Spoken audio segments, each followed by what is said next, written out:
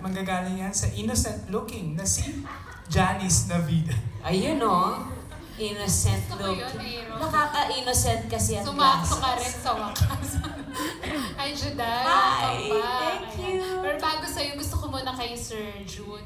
Alamin kung ano yung qualities ni Juday. Bakit nasabi niyo kanina na Juday is bet on your baby and vice versa? At bakit hindi pwedeng ibigay sa iba? Talagang hinintay ang pagbabalik ni Judy Ann Santos. Si Juday encompasses our idea of a bet on your baby host, no? Unang-una, parang ano siya, motherly.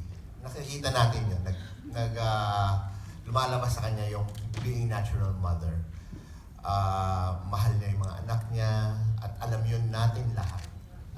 Mapagmahal sa pamilya, mapagmahal sa mother din niya. So, at saka, ano siyang host, proven na with the ratings of the past 2 seasons. Who else can do it better? So, si Judy Ann is the perfect choice.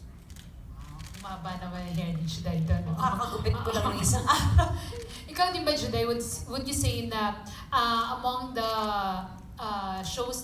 game shows na ginawa mo, hinost mo sa ABS, kasi di ba nag-Master Chef ka, Junior Master Chef, I Do, yung bet on your baby, yung pinaka-bet mo?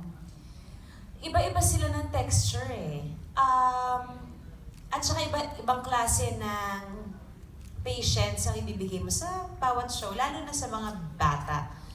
Yung bet on your baby lang, mas nakaka-happy kasi makikinig ka lang sa kanila. Hindi mo kailangan mag-explain, hindi mo kailangan silang i-encourage ng ganito. With Junior Master Chef, meron kaming pag-iingat na pakikipag-usap sa mga bata because, di ba, nandun sila sa moment that they're growing up at makadibdibin nila kung ano yung mangyayari sa kanila sa competition.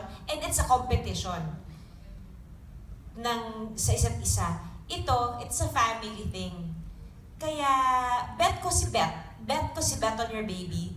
Kasi nakakapagpasaya ka ng napakaraming tao. At saka, parang kasama ka lang nila. Ikaw na yung pangalawa nilang nanay.